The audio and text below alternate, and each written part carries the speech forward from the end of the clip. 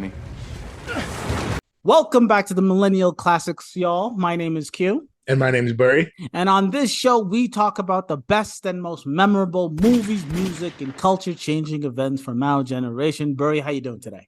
Doing great. Happy to be doing such a it's one of them. It's a movie. It's a movie. I like the way you changed your mind halfway through that sentence.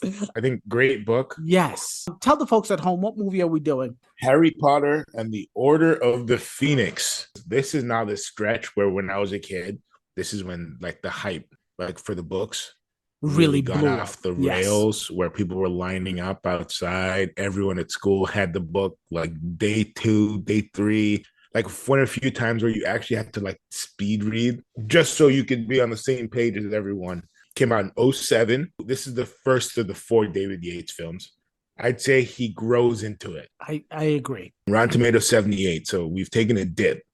6.9 out of 10 on IMDb. Huge movie, though. Obviously, at this point, it's a juggernaut. $942 million worldwide. So, and this was back before. What we got to remember is this is back before movies were hitting $1 billion like every other day. This is 2007, you guys. Right. Hitting $900 million is unheard of. I mean, it's essentially $1 billion movie now. Exactly. But I do have to say, on my top 10 list, I always do domestic and I don't do worldwide, because I want you to think of like the best movies of that year, at least from our perspective. Domestically, there were a few movies, many movies above this. Harry Potter Order of the Phoenix is number 5, but we'll get there when we get there, it truly is impressive. Yeah. 2007 is a pretty good year for movies. Amazing Oscar year. Yes. Because There Will Be Blood and No Country for Old Men are kind of going toe to toe. They're both filmed in the same location in Texas. Obviously, you have movies like David Fincher with one of his classics, Zodiac, underrated movie. And then this is like just before the superhero boom. So you have a lot of movies that we probably won't get nowadays. So this movie had a new cast. This was now in the stretch where... Who's new? What are you talking about, new cast? I'll go. I mean... this movie had new actors join the series. Gotcha. Okay. I don't know if you heard when they made that Han Solo spinoff. They literally auditioned every young actor in Hollywood, like everyone from Miles Teller, like everyone down. Everyone auditioned. It's the number one role, open cast. You're just, if you have an agent, it's Han Solo, of course. Everyone would want to. Yeah. So the same thing was happening for any Harry Potter role. It was just like, if you're young, you're British. So Luna Lovegood was the new movie hot role for this one. And of course, they said 15,000 women auditioned, including Saoirse Ronan. But Vonna Lynch got that. Umbridge, of course, is new. Yes. And she's the MVP of the movie in my... Too early. 100%. It's not too early. It's the truth. Imelda Staunton. Bellatrix Lestrange. Great. Giant addition. Helena Bonham Carter plays this amazingly. Then you have Tonks and Kingsley. These are little... Like Kingsley, we got to talk about your boy Kingsley. Yeah. If you read the books, there's a little bit more gravitas with Kingsley. Right. And here's the thing too, like this isn't impeding on, I have a spin-off series later, but if we're really going into the weeds, and it's like Max comes up to me and is like, yo, we need like 6 spin-offs. We need to really pump this shit. I'm doing Idris Elba is Kingsley Shacklebot. Let's go toe to toe. He's the dirty Auror, but he's undercover, that kind of shit. Yes. Do you have anything to add before we jump right into just the Millennial Time Machine, just to take you back to what was popping in July 11, 2007. In the world of music, Rihanna's Good Girl Gone Bad, featuring her hit Umbrella, came out that year. Amy Winehouse's Back to Black came out that year. And then also, I wanted to mention Linkin Park, just because it wasn't a great album like their previous one, Minutes to Midnight, but it came out with that song, What I've Done, which was made humongous because it was featured highly in Transformers, and I'll get to those movies in a little bit. It's a meme. Exactly. Michael Bay had directed Done and then an Oppenheimer, and then What I've Done kicks in at the end. It's like, what did we create? I feel we created the atomic bomb, and it's like, what I've done. Linkin Park, when they hit hard. Gaming world, the release of the Nintendo Wii came out late 2006, winter holiday season 2006, but it kind of blew up in 2007. Everyone was playing that Wii tennis that year. Wii Sports. In the tech world, the iPhone was released in 2007, June of 2007. And the world of literature, I know you were just mentioning how big the Harry Potter books got at this point, and big part of that reason was because Harry Potter and Deathly Hallows, the final book in the series, came out in 2007. Mm-hmm. So people were like chomping at the bit trying to figure out how the series end. And then lastly, I did want to just mention this because it's always fun to think about what we were wearing back in the day. But in 2007, this is when wait. Go Uggs? ahead. Yes, Uggs? of course. Yep. Wheelies, kick wheelies. the what are those called? The Zoomies? What are they called? I know what you're talking about, but I remember Heelys. Scooters are huge. Original scooters, the one that flipped motors in them. Yeah, no motors in them, and they're not all over every city in the goddamn country. The fashion world, along with all the things that you just mentioned, yes, good for you. Also came skinny jeans, and then some cardigans were huge that year. All right, what are the top movies of the year? So I just wanted to say that Harry Potter and the Order of the Phoenix was number 5. So I'll only go 5 down, but I did want to mention number 6 was let me guess. Transformers. Yeah, Transformers is number 3. Good for you. Pirates of the Caribbean. Yes, Pirates of the Caribbean is number 4. We have Shrek the Third. Good man. Yes, congratulations. That's number 2. Okay. I would guess in 07 was that Cars is 06. What was after Cars? Ooh, Up? No. National Treasure Book of Secrets. Very good. That's number 8 on the list. I Am Legend. All right, keep going. Finish the number list. 1 is Spider-Man 3. Ooh, talking about yes. Spider-Man 3 was number 1. That's when we got the really cool Spider-Man, the black suit Spider-Man, the most awkward but most mean dancing in the world. Shrek the Third, Transformers, Pirates of the Caribbean, Harry Potter number 5, I Am Legend, The Bourne Ultimatum. The Bourne Ultimatum, and I have that Blu-ray too. Yes, just such a fucking fantastic series. If we're talking about series, I would love to do that sometime in the near future because I could do that. No watching, exactly. We could do that now. Halfway through this, we should do a Bourne thing now. 8 was National Treasure.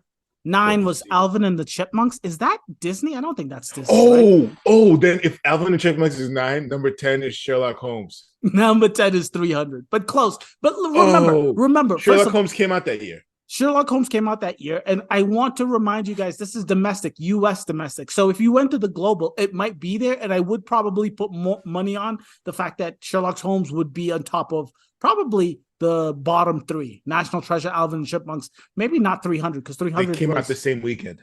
Sherlock Holmes and Alvin and Chipmunks. That's crazy to think about. And then you mentioned the fact that the No Country for Old Men, Best Picture, Best Director, Best Supporting Actor, Javier Bardem, Best Adapted Screenplay. All 4 of those Oscars went to No Country for Old Men. Daniel Day-Lewis is the only actor that won for There Will Be Blood. Michael Clayton, isn't that the movie that you're obsessed with? Yeah, it's one of my top movies. Yeah, Tilda Swinton, she won Supporting Actress. Bourne Ultimatum, like I was just mentioning, all of the editing stuff. Best sound mixing, best sound editing, and best editing, period. That's cool. Let's jump into this movie. Talk to me about Order of the Phoenix. It's a quick start for the movie. It starts with Harry getting bullied by Dudley, immediate Dementor attack, right into immediately expelled from Hogwarts. Literally, these are just boom, boom, boom, boom, boom. And this leads us to the biggest issue of the movie, the pacing. 100%. They have to go through so much information. I'll point this out later, but it almost feels you're watching Cliff Notes of a movie. That's such a good way to put it, because there were multiple times in this movie where I was like, what is going on? How did they get from A to B? Especially at the end. And again, like you just said, we'll point it out when we get there.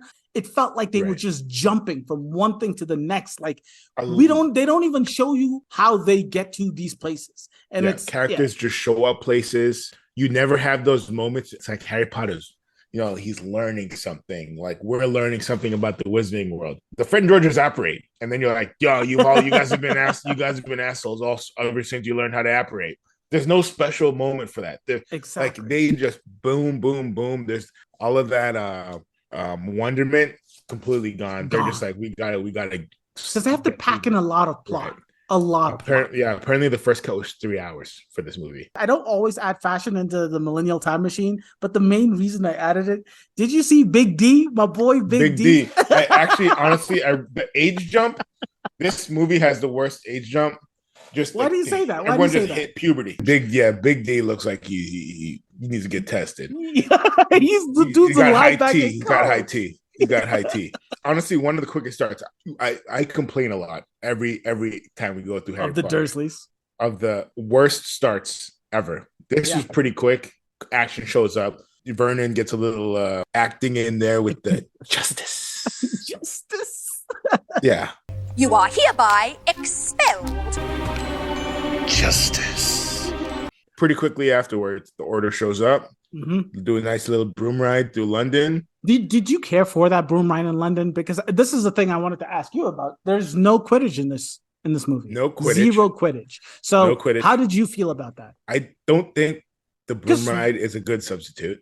I honestly think the more times you watch it, it's just like cool to see the Order. I don't know if you have to do the whole broom ride through London. Yeah. They do pass by Buckingham Palace, right? So I mean, they go by a few places that it does look kind of nice. But I'm with you. Honestly, it felt like that was like a teaser for like an Oculus Quest thing, like ride through London with Harry Potter and the rest of the Order on the Oculus coming this June. Weird intros with his friends. They're just like, yeah, Dumbledore told us not to talk to you, and then Sirius drops that like, yo, there's a secret weapon.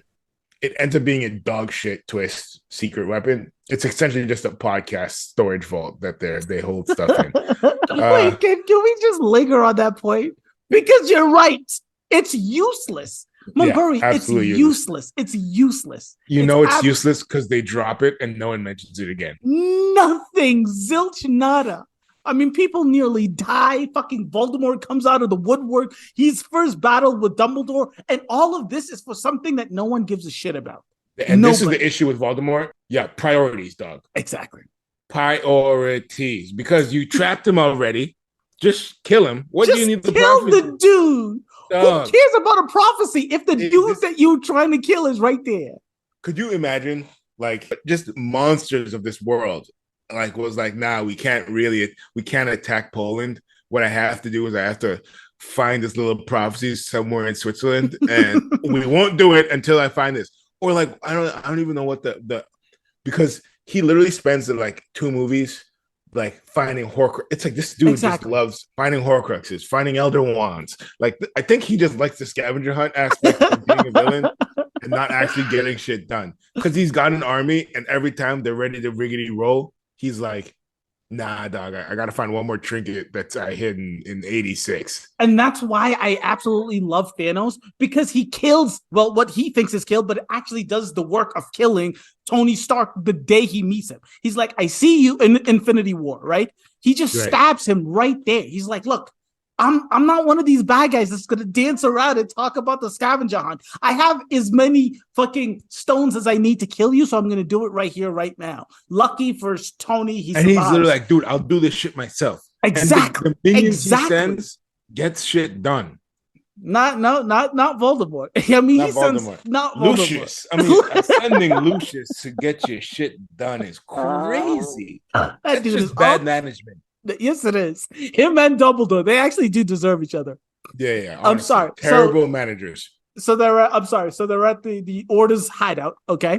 It literally goes essentially right into the expulsion hearing. I do like the expulsion hearing. I think that the expulsion hearing was actually kind of nice to get to see like the ministry in this magical world, the wizarding world. I do really appreciate that aspect of it. Like in the book, just reading how Dumbledore is ignoring Harry versus watching it on a movie is so... In the movie, it's so awkward. It's so weird. But in the book, it makes sense. Did you notice like the weirdness in the movie the entire time? It almost borderlines abuse in the movie. Yeah, that's what I said. On the book, you're just like, all right, dog, dude, grow a spine. You're a grown adult that your dad fucking step up. But in the movies, it's like, nah, this dog is he's doing too much. Dumbledore is doing too much. Right? And like the book is like, he doesn't want Harry to see his face because Voldemort can see his vision and they have that weird connection. Write him a note. Send him a letter. This is the reason I'm ignoring you. It's not on purpose. No, it just has to be a fucking mystery. But I do like the fact that they do the expulsion, and then we get to just a glimpse of Dolores. It's nice. What I will say is some of the acting is not subtle. No, it's not. Harry's facial expressions are very expressive. So when he feels pride that Dumbledore's defending him, I mean, it shows his entire face. When he feels like pride that Sirius has got his back and Sirius likes that he's fighting, Harry's like super expressive. Even though Sirius does a nice little wink and Harry's just beaming. They get the train to Hogwarts, and Malfoy doesn't have a lot to do, but on brand calling Harry Potter a nutter just makes me smile. Harry Potter like actually acts a little bit crazy. Yeah, he does. And Malfoy calls him a nutter. I expect this to sell in Azkaban with your name on it. What I tell you, complete nutter. Just stay away from me. And then you get the Luna intro, pretty early on, and the Umbridge formal intro. Like you see her a little bit in the trial. Now she's at Hogwarts. She's a new Defense Against the Dark Arts teacher. And of course, she goes OD and has like a fucking speech and shit. Yeah. Meeting Luna is really nice. The whole idea of the Thestrals, only Harry and Luna can see it. That I did like it. It's a little bit of a touch, but like again. So she's so annoying. She'd be so annoying. Of course she would be. Of course she would be. But can you give her a break? She lost her mother. Okay. Who gives a shit? She'd be that girl that's like, it's like if you guys have ever been to Burning Man in 2009. Like that's her. But Burning Man, Coachella. I want to disagree a little bit, just because Luna is the kind of weirdo that is okay being alone. And you got that idea, especially at the end when Harry was like, "You want me to help you look for your stuff?" And she was like, "No, I'm good. It'll come back when it comes back." Yes, she is that weirdo that says the weirdest, most off-kilter thing ever. But she's okay if you leave her alone. She's not attention seeking. She's just weird, which I kind of respect, especially in the Wizarding world. In the intro, she's a blog boy too. She's a what? She writes her own blogs. Her and her dad. Oh, yeah. Of course. Her and her dad. Yes, they have that weird newspaper or magazine, whatever. The Wizarding World's version of the New Yorker. And New Yorker's a bit a bit nicer than Luna Lovegood. This is like a Reddit page, essentially. And then the speech. When she just like progress for progress sake is no good. I don't know if she says that in the first class or if she says that when she's giving the speech, but I love how the rest of the teachers react to her interrupting Dumbledore's speech. They're like, "Who the fuck is this lady?" And I love that that's how it went down. I do. Umbridge is such a good actor. She really is. Whoever just made her whole outfit so great. She's so hateable. The way she moves like a complete psycho, but you actually believe that she believes that she's doing some good. She's bringing good in this world. Do you actually think that? Because I have a hard time believing that she believes that. Well, you know those people that are like, they shouldn't be teaching about evolution in school, and they're willing to do whatever it takes. We need to burn books. We need to burn textbooks. There's actually people like that, and she's an operator, man. She really is. The thing about her, when she wants something done, she gets it done. Like she does not mess around. If Umbridge was Voldemort, Harry'd be dead by the second movie. Of course, yeah. She was literally going to kill him in this movie. But I have to say this, in that first class, Harry is a bit mouthy. I have that in my notes as well. It's like, yeah, I understand. It's the first day back, but give her a day or two, okay? Yeah, because there's no way in hell that you're going to be shouting out Voldemort's name. Not in my class, I'll tell you that. When she's like, deep down, you deserve it. And I was like, ooh, I'm gonna keep that one. When it's like World War III and I'm out here interrogating people in a corrugated metal container in the desert heat, I'm gonna keep that one in the back pocket. You deserve it is epic. All right, so this is where I think the movie kind of fits the theme of the rest of what we talked about in the very beginning. So this is the Snape Umbridge scene. Umbridge is kind of doing little jabs at Snape. Like you were the Defense Against the Dark Arts. You applied for that job multiple times. How did you feel? Did you ever get it? And he's like, obviously. Then you got the Trelawney and Umbridge scenes. And this is all a giant montage of how she's taken slowly. Her influence is going through the school. She's like measuring the little person, the dwarf or whatever. Yeah, no, I have so many notes about this scene because She truly is like horrible. Like, I think if you did a Medea Comes to Hogwarts, it would be the same montage. It would be the exact same. So perfect. And then this goes right into the Dumbledore Army meeting, the Room of Requirement, the rules added, and these are all being cut in between. This is essentially 20 minutes of just a montage in the middle of the movie. Time going by, and it's kind of just cutting through the school year. Harry teaching the kids spells, and that whole stretch happens in like probably halfway through the movie. And I think that is emblematic of the whole movie. We don't really see Harry doing anything like, or any of these characters actually acting or having moments. It's kind of all just blended together as like a course of the school year, kind of just to show progress. A couple of things that are super important to note. What you said about her measuring Professor Flitwick, so out of line, so unnecessary. What does that have? At the same time, so funny. What does that have to do with his teaching? Only God knows. But she's an asshole. The entire reason she's doing any of that stuff is just to screw with the teachers, and she does so like perfectly. She knows how to get at every single teacher. Is it necessary to fire someone in the middle of the courtyard in front of every student? I mean, just everything. It's a warning. It's a warning. Of course it's a warning, but the teachers get it. If they find they didn't get it because McGonagall's still being out, still uppity McGonagall. I love the Umbridge part of the montage, but what you said about part of that Umbridge montage is intercut with Harry training the DA.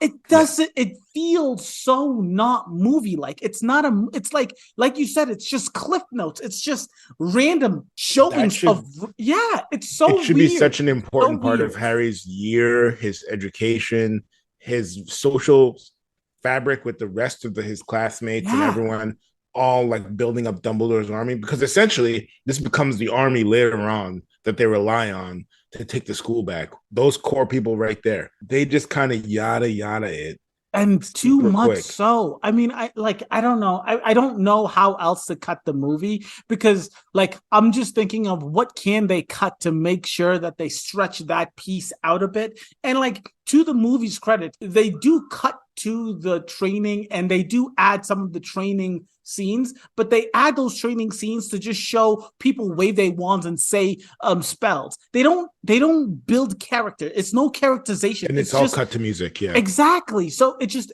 like, I don't know how else they would have been able to do it. We go right from that to the Arthur Weasley attack. And I don't want to be mean. I like the Weasleys. Come on, bro. I like the Weasleys. Okay. But is Arthur Weasley your best man? I'm just saying. Can Kingsley get a turn? What are we doing here? Yeah. Arthur Weasley is who you want to protect the prophecy? I'm just saying. I know. This is what we mean when we say Voldemort and Dumbledore should not be leading anything, because Dumbledore is out here sending Lucius. Mr. Talker himself. He's not an action man. He's a talker. He's a talker. He dresses up, dude. Harry has a dream, goes right to the meeting with Dumbledore. They just believe Harry Potter. Everything. Immediately. Could you imagine being Ron and he's like, dude, I tried to dream your dad died. And then they're just like, that's a crazy dream. And then they just go back to bed. I mean, that's what I would have done. But they're like, no, holy shit, we gotta get this to Dumbledore immediately. McGonagall's like, holy. Dumbledore is still ignoring him, which is a crazy thing to do when someone's in the room talking to you. And that's the reason that 6 people are in your room in the middle of the night, and you're like purposefully not, it's so, and this is what I mean by just like the weirdness in the movie. In the book, at least you can imagine a situation where it's not the way it's seen in the movie, but in the movie, it's insane. It's insane for him to continue to do the ignoring shit. This is like, it's like when you have like a divorced couple still living in the same house.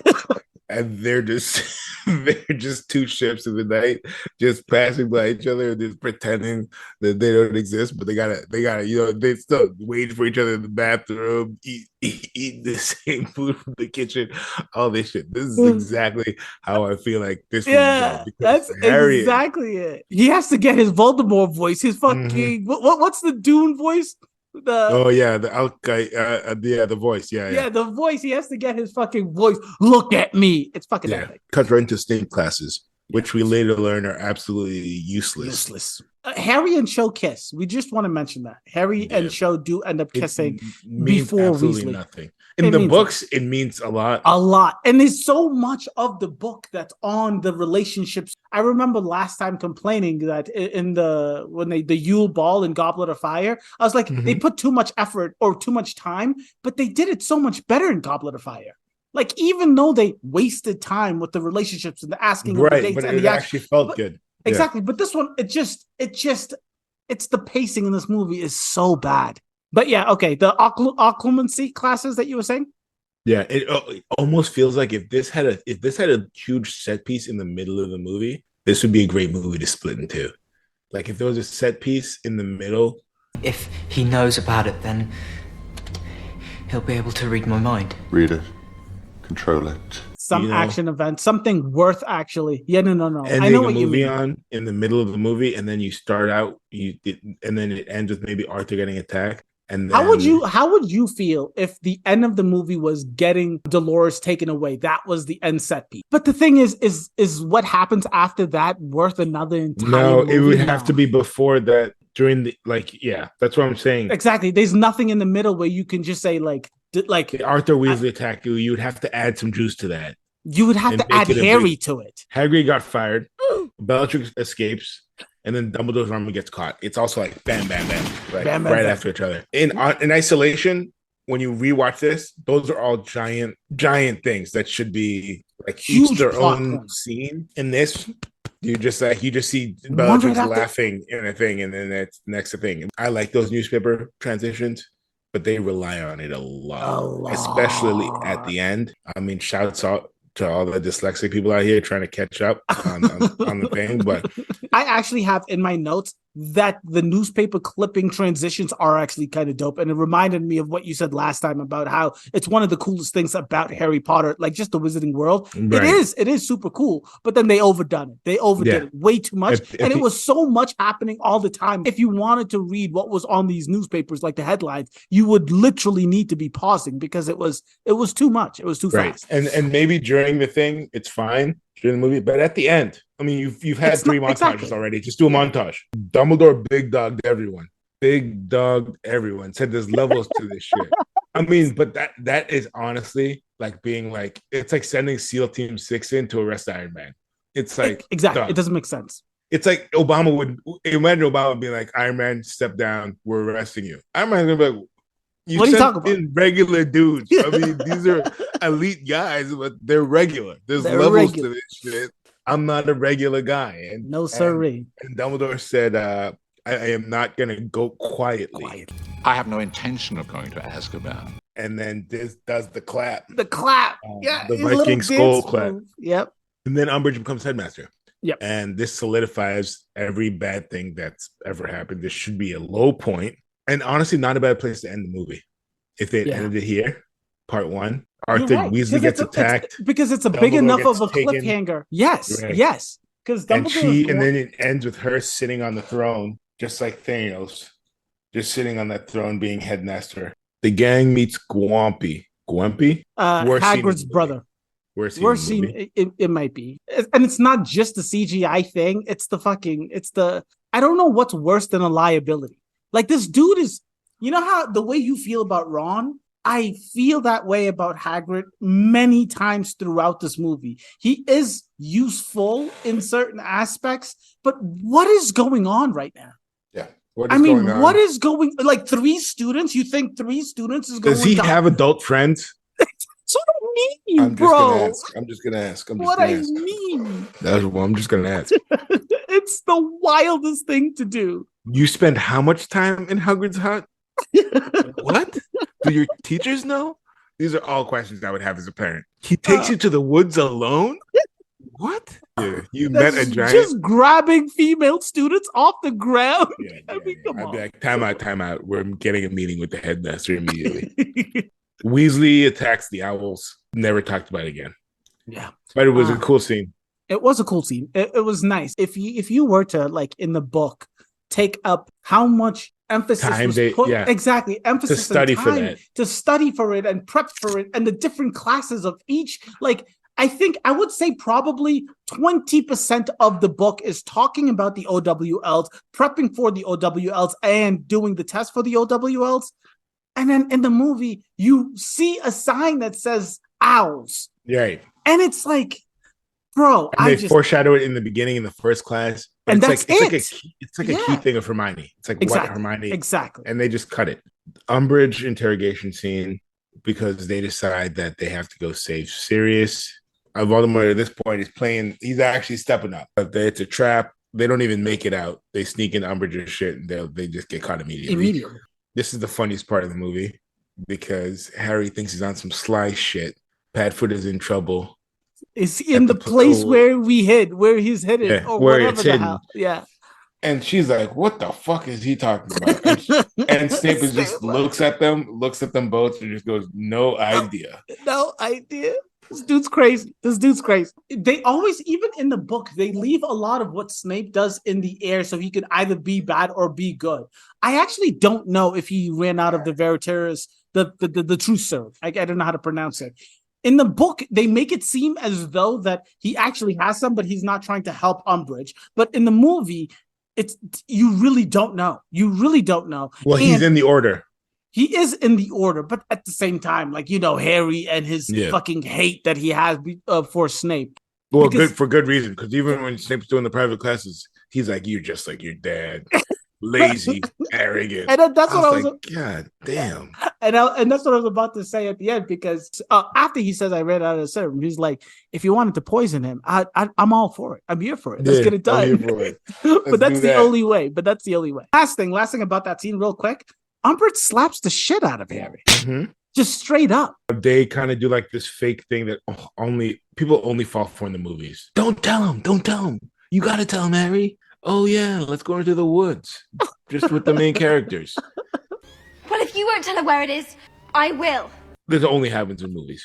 Can you imagine getting kidnapped by the cartel and you're like, oh, yeah, I left it at a police station. Yeah. Let's go in there and pick it up. And just one of the main bad guy was two of us. I mean, come on. Umbridge gets taken. I mean, this is just amazing. Shitting on everybody till the very end, shitting on centaurs, the ministry this, the ministry that. They will be Order. And she ain't reading the room. And this is where you'll love to see the downfall. Bad guys not reading the room. Yeah. Easy, great theme. And then, of course, Harry gets the killer line, "I must not tell lies, exactly. Professor." Snap back, baby. Better than therapy. All of a sudden, they get the Department of... And I love when you say it, yada yada, because what the fuck? Getting to Hogwarts is this huge deal. Like, you have to get on the train and go 9 3/4, and it's only the train, and it's the dark. Safety and security of exactly Hogwarts. All of these things, and then it's just let's jump on these horses that we met this movie and fucking fly to London. Fine. Do you remember the last time they flew those fucking things? So they did a car through northern England, and everyone was like, "Oh my god!" Yeah, it was literally 30 minutes of the second movie, and this is 5 seconds. We're just jumping on horses. Essentially, Lucius and the rest of the Death Eaters are just hanging out, waiting for these guys to show up for like literally an hour. Of course, it's a complete trap. Harry just walks everyone right into it. They don't have a single plan. They just assume that Sirius is under attack. Instead of going to get Sirius or going to the Order to pick up some reinforcements and then go, nothing. Or even just hitting Sirius up. Even just hitting Sirius up in that fireplace shit and being like, yo, what's good? Yeah, exactly. In the book, all of this is explained much more. But to Hermione's credit, she actually says the things that everyone is thinking. Harry, I know that you were right about Arthur Weasley. Kudos on that. But are you sure that this is actually happening? We know that Sirius is not supposed to have left the house. You're telling us that Sirius got attacked by Voldemort and he has to go get this prophecy that everyone is guarding. Like, how are you putting any of these pieces together? Harry's like, I don't give a shit. I'm going to be doing me. It's like, okay. And here's the thing. I would have reminded him that shit while we're getting attacked by these guys. When we are sprinting for our lives, I'm like, doing you, huh? Doing you? No, but for real. I will not tell a lie, Harry. I will not. Lucius is just in his bag saying crazy shit. Bellatrix comes out and, you can just see that someone is more of a crazy person than Lucius, because she immediately is like, "How's mom and dad?" to Longbottom there. Yep. And she's like laughing, and she'd be like, "He knows how to play the game." Never Longbottom, is it? How's mum and dad? Better now they're about to be avenged. I have to say, I love Bellatrix. I love her. I think she plays it so well. And when you say even more crazy than Lucius, like, it's perfect, right? Pettigrew is like the sad, like, pathetic version of a Death Eater, where Bellatrix is just like what is it called? The fundamentals. Like, it's just perfect. She does it perfectly, especially when they first see Harry. And Harry's like, something about Lord Voldemort, right? So you can just give the orb to Lord Voldemort and you guys can kill us.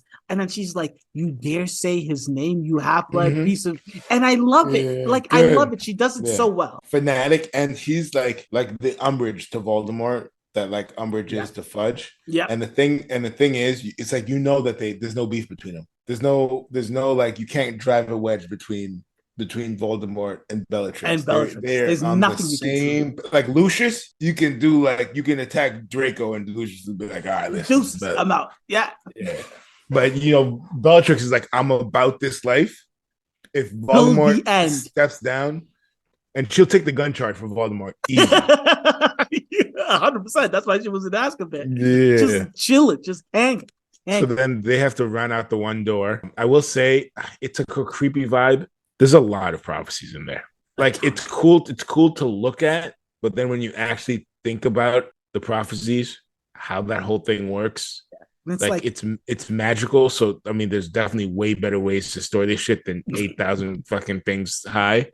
But it's cool. It's cool to look at. It is cool to look at, but then you also have to just wonder about the Wizarding World. Like, you know, we don't have an entire library full of flat earthers and fucking, we if it doesn't make sense, it doesn't make sense. And if it's like people like Trelawney who are giving these prophecies, how serious can you take it? And does it really need to be stored at the Ministry of Magic? You can just store this shit in like a pool, in like a tiny vial like this big, and then just dip into a pool. We can't store. I mean, this is like floppy disks, what we're doing here.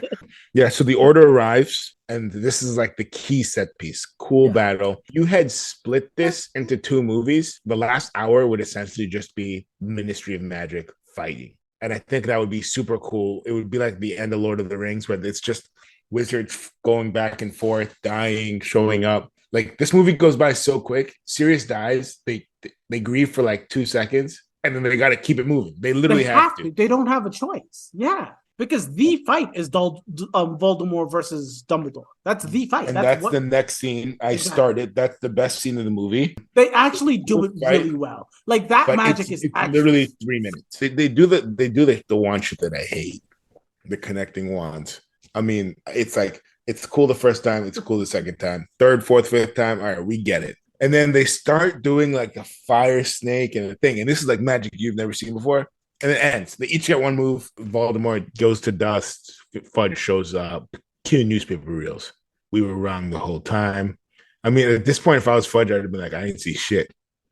You can't. At this point, you have. You can't. I didn't see shit. That was Voldemort. That was Harry that did all this shit. Imagine if that whole scene was like a half an hour battle.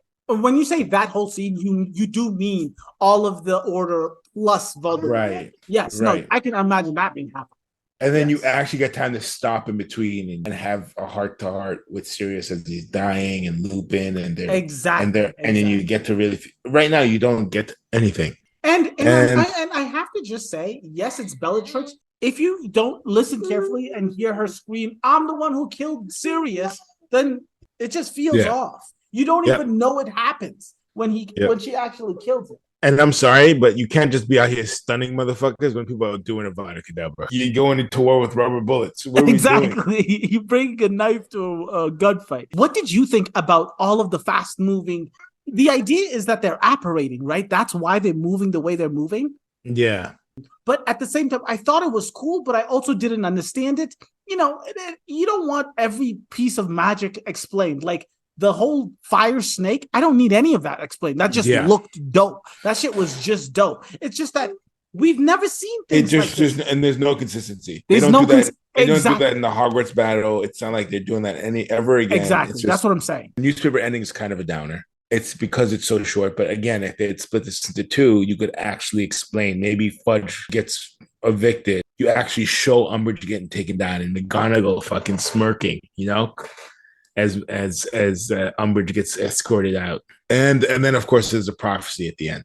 And you could also do like Dumbledore's armies, like the last meeting, and they did well, and they don't need to meet anymore. Like all this stuff would be a great conclusion. They just don't have time for any of it. And like that meeting that he remembers that him and Dumbledore having that conversation in the book, that was an entire chapter.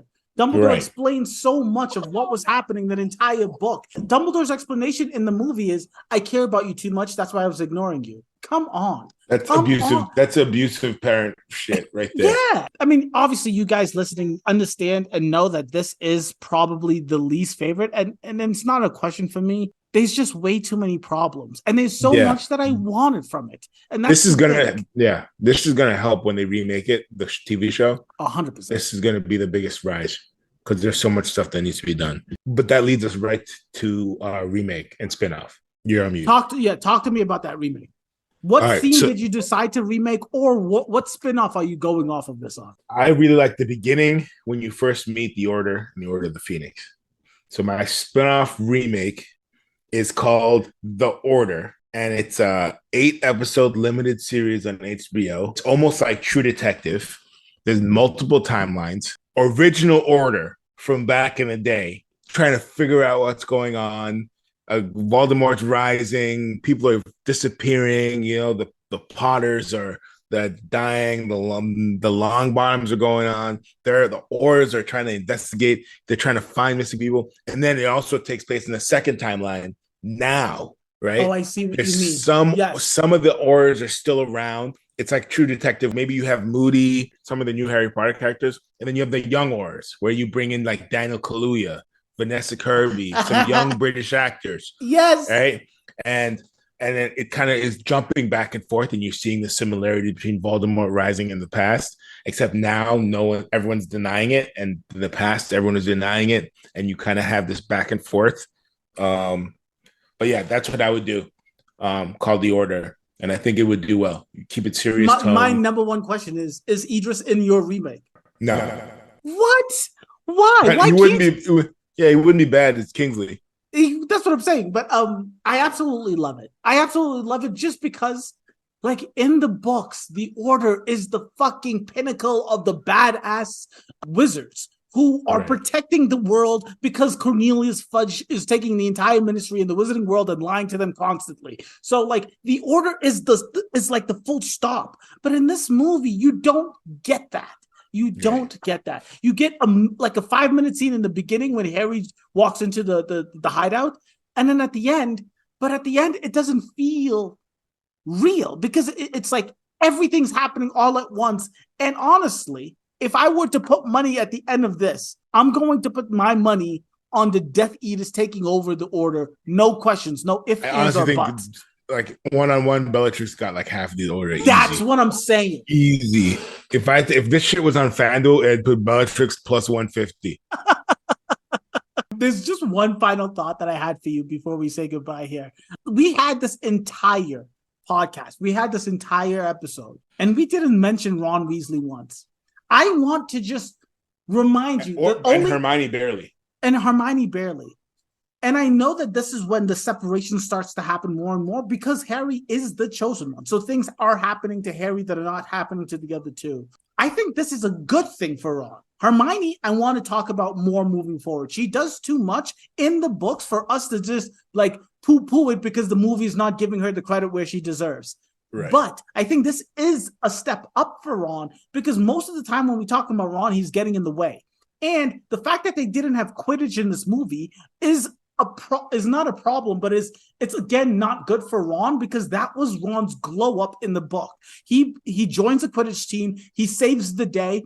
Umbridge tells Harry he's not allowed to be on the Quidditch team for whatever reason. Umbridge does that, and then Ron saves the Gryffindor's Quidditch team. There's just a lot of things that are happening with Harry's friends that we don't get to see, but I wanted to just emphasize the fact that Ron is not useless. In fact, he's just as useful as everybody else in the DA, which I think good for you, Ron. I just wanted to mention that. He's a punching bag in the movie. He is, but at the same time, he does what he needs to do. Right. He's not getting in the way. He's not making things worse like Hagrid is. He's just not. And those are my final thoughts. Any last words? No last words. This movie is it's solid. I think the only time you would watch it is if you were watching 4 and 6, you know, and you got to get to 5. It's the opposite of Fast and Furious, where you would just watch Fast 5 over and over. And then last thing is please come back. Let us know in the comment section below what you guys think of this movie, because I just don't like it at all. I expected so much more after reading the book. And then catch you guys on the flip. Make sure to come back again in a week or two when we are doing, is it going to be Deathly Hallows? What's next? No, it's not Deathly Half-Blood Prince. Half-Blood Prince. Half-Blood Prince is book 6, is movie 6.